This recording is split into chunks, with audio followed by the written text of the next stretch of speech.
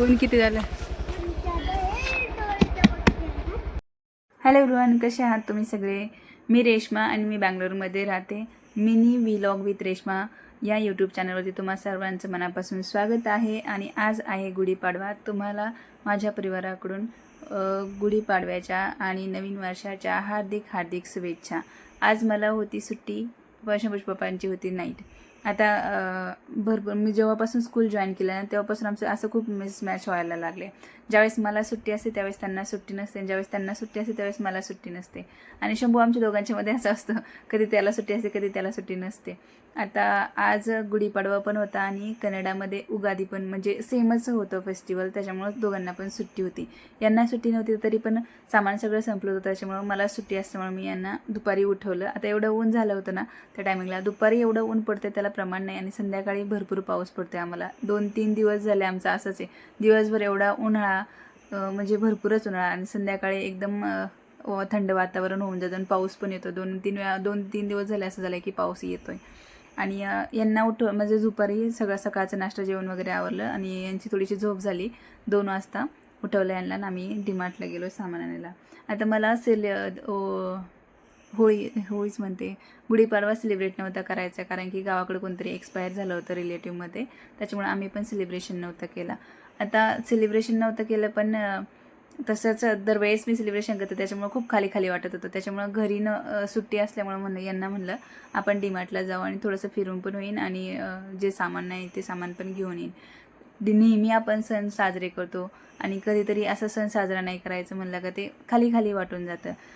असे मराठी सण असले ना, होळी झालं, गुढीपाडवा झालं, गावाकडची ना मज्जाच वेगळी असते. आणि इथं कसं ना, काही सामान भेटतं काही सामान नाही भेटत, त्याच्यात आपण ॲडजस्ट करून घेतो. पण गावाकडं जेवढे कमी सामान, माणसं पण भरपूर राहतात ना, त्याच्यामुळं तिकडचा एन्जॉय एक वेगळाच म्हणजे एक वेगळंच हे राहतं. आणि चान्स सोडत नाही कधी तसं गावाकडे गेल्यावरती एन्जॉय करायचा. भरपूर एन्जॉय करतो आम्ही पण इकडं असलं का तिकडच्या लोकांची जास्त आठवण येते आणि तिकडचे कार्यक्रम वगैरे सगळे जास्त मिस होतात माझ्याकडून. मी भरपूर लांब, म्हणजे बँगलोरला इकडं आल्यापासून ना मला असं काही भेटतच नाही फेस्टिवल वगैरे. मी जेवढं करेन तेवढंच सेलिब्रेशन होतं इथं, त्याच्यामुळे मी एक पण चान्स सोडत नाही पोळ्या वगैरे करण्याचा. मला तेवढंच म्हणजे मी केलं तर होईल, नाही तर मग होणारच नाही. आणि आम्ही पोचलो होतो डीमार्टला. आता मी खूप म्हणजे प्रिपरेशन वगैरे काहीच नव्हतं केलं. मी असं ठरवलं होतं की मी एक फुल थोडासा व्हिडिओ बनवीन डीमार्टमध्ये आतमध्ये गेल्यावरती. आणि आम्ही पार्किंग वगैरे लावली आणि आतमध्ये गेले आणि बॅग वगैरे रॅप करून घेतल्या त्यांच्याकडून.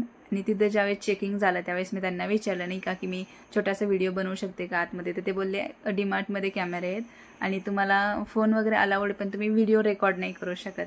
आता मला ट्रायपॉड घ्यायचं होतं, ते बोलले की तुम्ही व्हिडिओ रेकॉर्ड नाही करू शकत. त्याच्यामुळे माझा मूड हाफ झाला.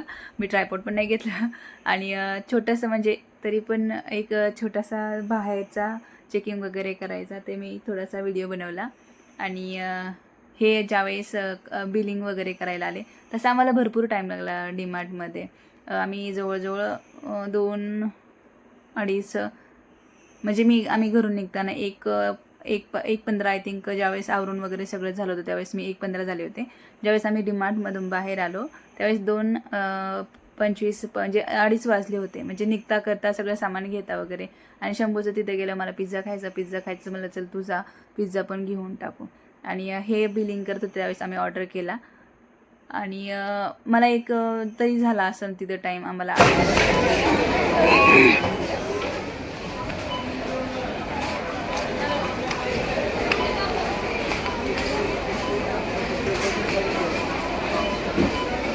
बिल करून आम्ही बाहेर जातो. मला हे काढायचं होतं थोडंसं, हे काढायचं होतं म्हणून व्हिडिओ काढायचं होतं म्हणून आलो होतं परत वापस.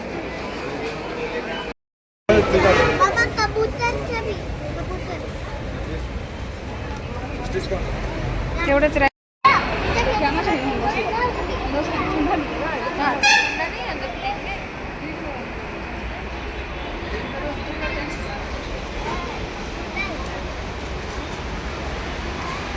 सर थांबताय नाही का तुला?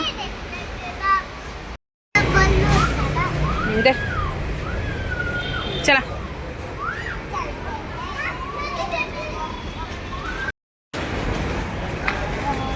अयो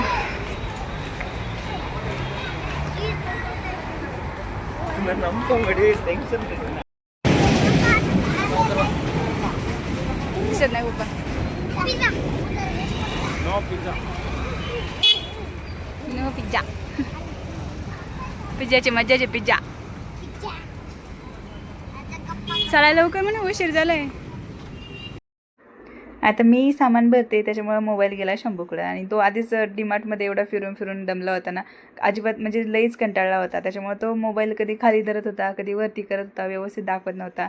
आणि मेन म्हणजे ज्यावेळेस त्याच्या मोबाईल असेल ना, त्यावेळेस त्याला कळत नाही की कॅमेरा कोणत्या साईडला आहे. तो पहिल्यांदा पाहतो की माझं बोट येते का, मोबाईल हालतोय का, म्हणजे चेक करत असतो. तेवढ्यात वेगवेगळा व्हिडिओ बनवून जातो आमचा. आणि त्याने आज खूपच जास्त कॅमेरा हलवला. पण ठीक आहे, थोडा मोमेंट कॅप्चर केला त्याने, त्याच्यातच खुश आहे मी. आणि आमचं सामान खूपच जास्त झालं होतं. इकडून तिकडून 2 बॅगांमध्ये कसं तरी भरलं. डिक्की पण फुल झाली याची गाडीची. आणि दाबत रेटत कसं तरी आणलं घरी आम्ही. आणि शंभू ऑलरेडी खुश होता, त्याला पिझ्झा घेऊन दिला होता. त्याच्यामुळे काय त्याचं चालू होतं व्यवस्थित काम. बघत होता, खेळत होता आणि जसं म्हणाल तसं पण करत होता. सामान घातलं आणि आम्ही घरी निघालो. घरी आल्यावर दुसरं काही नाही, मस्त पिझ्झा एन्जॉय केला. आणि आजचा दिवस एवढाच होता. तुम्हाला जर असे छोटे छोटे व्लॉग आवडत असेल तर माझ्या चॅनलला शेअर करा, लाईक करा, शेअर करा आणि सबस्क्राईब करायला विसरू नका. भेटूया पुढच्या व्हिडिओमध्ये. बाय. नाही काही माझं बिल्डिंगची तेवढी एकच निशाणी आहे, खाली शटर आहे.